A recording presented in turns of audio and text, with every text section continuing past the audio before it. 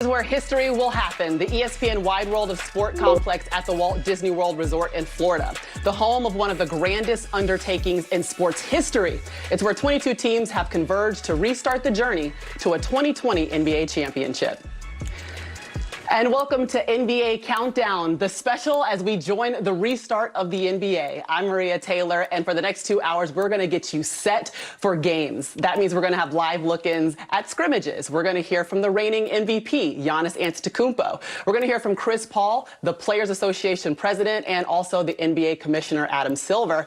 But first, let's start with the NBA Countdown family. All of us are here with you from our homes, and that means we're going coast to coast. We've got Jalen Rose in the building, Jay Will, and Uncle P, Paul Pierce, checking in from the West Coast. Jalen, I want to start with you. We've got 5 days until games. How are you feeling right now? I'm so very enthusiastic to be back with my Countdown family.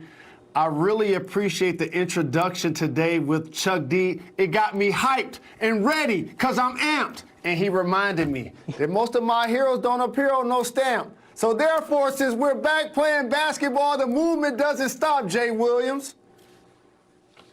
No, I'm with you. The movement actually sustains and it elevates, Jay Rose, and that's the beautiful thing about the platform that these NBA players are going to have. I mean, social media-wise, for the NBA, they reach over 1.8 billion people, and with names on the back of the jerseys, with comments, and ultimately basketball being played. Like I feel like I'm in a space, I feel like I'm empowered, Paul. And plus, a lot of teams that we expected to be the teams that ultimately make it to the championship. I mean, who knows about the Clippers, right? A lot of their players are leaving, going back home, family emergencies. A lot of moving parts that make this entertaining drama to watch.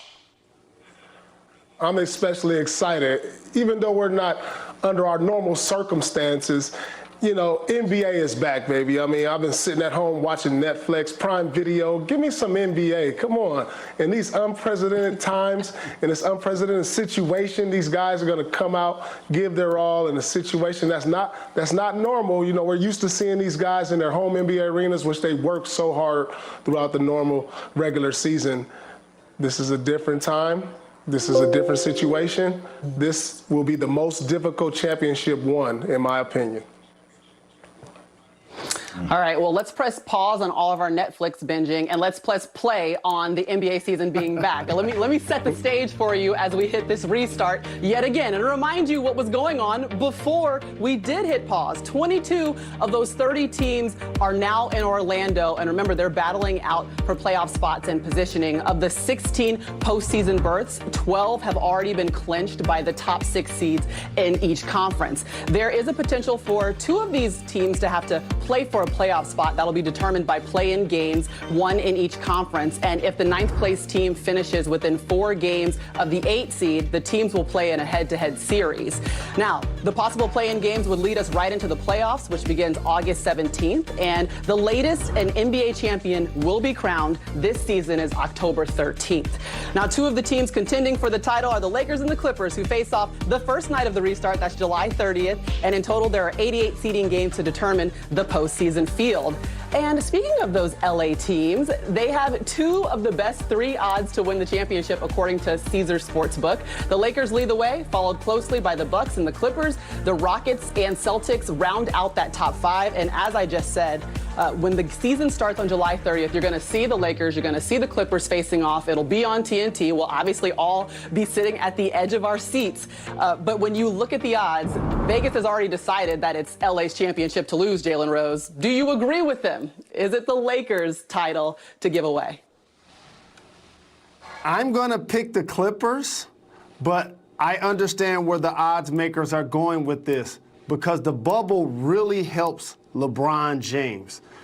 At this point of his career, no travel because of the coronavirus, no shaking hands and kissing babies. He's literally locked in 24/7, 365 on basketball. There's a reason why when we were growing up, you had to pack a bag to go to camp because you were focused. Okay, there's a reason why at training camp, teams a lot of times go elsewhere to practice 2 a day so you can be around your teammates 24/7, 365, not just the 3 hours at practice. I think this helps LeBron James and Anthony Davis. The Lakers are going to be a problem for any squad. They're going to be a problem, Jay. I would agree with you that I have the Clippers as the favorite, even though they have a lot of players that are at home right now due to family emergencies. The thing I worry a little bit about when it comes to the Lakers, and obviously LeBron James and AD are fantastic. They're a part of the super elite club in the league. But like not having Rajon Rondo out with that injury, he averaged over 5.5 assists a game. They have a couple of players that are out that really hurt them, not having Avery Bradley who can apply that defensive pressure on the ball. Now, I know you bring in guys like Deion Waiters and J.R. Smith and Kyle Kuzma's there, and he can handle some of the point guard responsibilities, but like I don't know what's going to happen. And as much as we want to sit here and say, let's look in the crystal ball and tell you who's going to win a championship, the fact is, unprecedented times, like Uncle P said at the beginning of the show, guys have been off from basketball for 2.5 to 3+ months. We know LeBron James is taking care of his body, but how will everybody else handle it? How will people handle injuries? And all these things now factor into it, and that's going to make it interesting. So who knows realistically?